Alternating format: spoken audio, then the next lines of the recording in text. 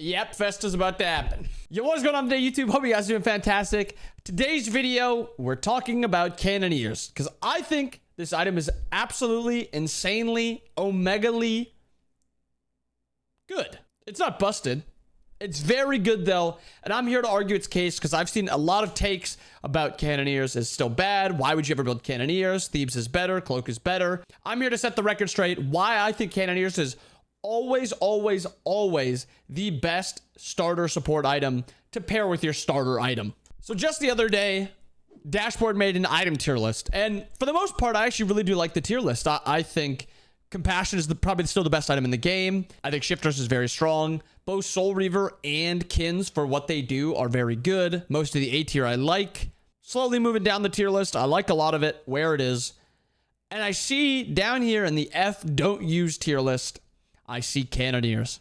Now this really set me off because I think this item is insane. Dashboard on the opposite side thinks this item is absolutely terrible, never buy it. Why do I think this item is so good? Starting with the value of Cannoneers, it is 1850 gold for 30 physical, 30 magical protections, 250 health, and 20 HP 5. For 500 more gold, you can go Gauntlet of Thieves, which is 200 health, 15 HP 5, and then the stacking mechanic, which eventually goes up to 110 protections, 55 of each. And then lastly, the other starter item for supports outside of like their starter item, their first item is, I guess, a better way to say it. Prophetic Cloak, which is 25 protections, 25 magical protections, 100 health, 10 cooldown, and then the passive, which gives you mitigation and a lot more protections at the top end, which also comes out to 55 protections of each, so 110 total protections. So looking at the stats, Cannoneers obviously has the cheapness value with solid stats. Thieves and Cloak have more scaling value with stacks,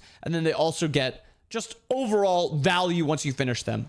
But I'm here to argue that Cannoneers, because of the current meta of Smite, which is you can play the game very aggressive and to snowball the game.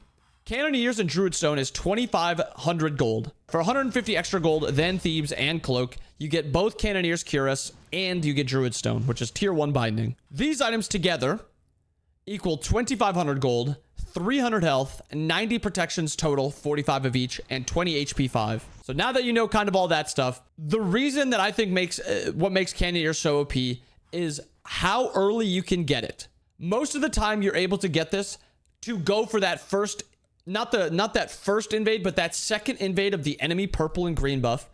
You should have a Cannoneers, and they should have a Thieves with just a couple of stacks. So a 10 stack Thieves versus a 30 protections Cannoneers Cuirass. Cannoneers is going to absolutely dominate in that spot. And with this, you should be able to snowball the game with Cannoneers. So for one, you'll just be stronger outright, which allows you to force fights around when you're strong, which is right at that point.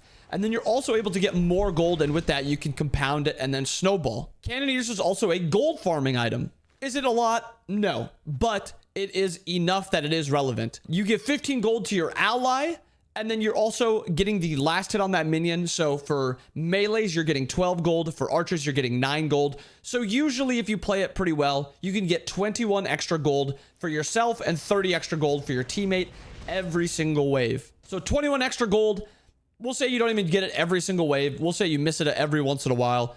9 waves, 4.5 minutes it takes you to surpass the outright value that 2,500 gold is here, 2,350 gold here. So you're making up for that 150 gold to actually get the value here. In 4.5 minutes, you'll be able to have Cannoneers, Cuirass, and Druidstone while they just have Gauntlet of Thieves. And that is only from the value of your Cannoneers, not from invades, not from kills, not from stealing farm from the enemy. It's only from the Cannoneers. Another thing that Cannoneers does that I think is really underrated is it provides push.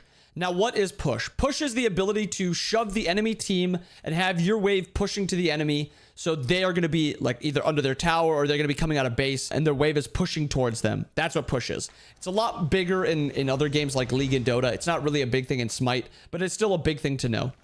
So with this, you have push, you have pressure on the map because you are clearing faster than the enemy, which allows you to be on the front foot. Do you want to look for an invade? Do you want to look for the side shield camp? Do you want to look for the enemy jungle? Do you want to look for that other contestable camp on the teleporter?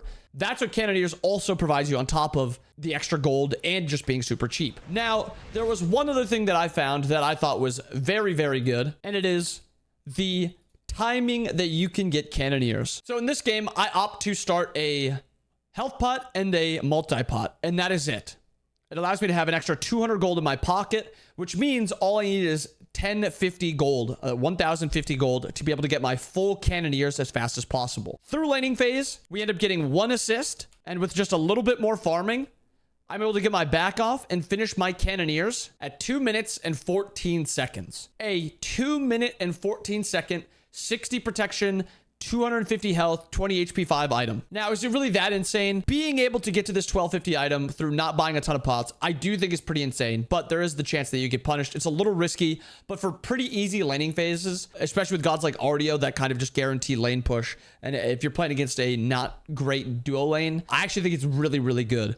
Do I do it a lot? Not really, because it is risky, but it is still very insane to get a spike this quickly. And I was going to show you guys a game where I go Thieves on the current patch, but I have unironically not built Thieves a single time since Cannoneers just came out and had the buff to 1850 gold. So the only games I have are a couple of Shifter Shields games, and Shifter Shields an extra 50 gold, so it's not the exact same thing. It's also slightly different. Funny enough, Shifter Shield tier 1 is 100 health and 10 HP 5, which is the exact same start as tier 1 Gauntlet of Thebes. So the laning phase should be basically the same. It's just I needed to wait an extra 50 gold. But even if we avoid that and we go back to just getting this wave, right at 403, I am able to back and get the gold for my Thebes.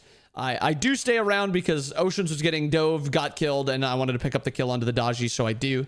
But I get my Shifter Shield spike at 4 minutes and 31 seconds. An entire 2 minutes and almost 20 seconds later, I'm going to be having my first spike versus the enemy with this nice little tech. Now, is this an every game thing? Absolutely not. Without the extra pot tech, usually around 240, 250, maybe 3 minutes if the game's not going great, you can get your first Cannoneer spike. So it changes about 30 seconds, which is an insane amount of time in Smite. 30 seconds is a lot of time, especially when camps are respawning every 2 minutes. That 30 seconds can mean a lot. And if you see right here, our buffs are about to spawn. Their buffs are supposed to spawn. I have my entire Cannoneers. He's sitting at tier 1 Thebes. If I was 5 seconds faster, or if my X-Ball didn't get his dash force out, I would maybe be able to push this wave and also look for the invade off that first purple and green.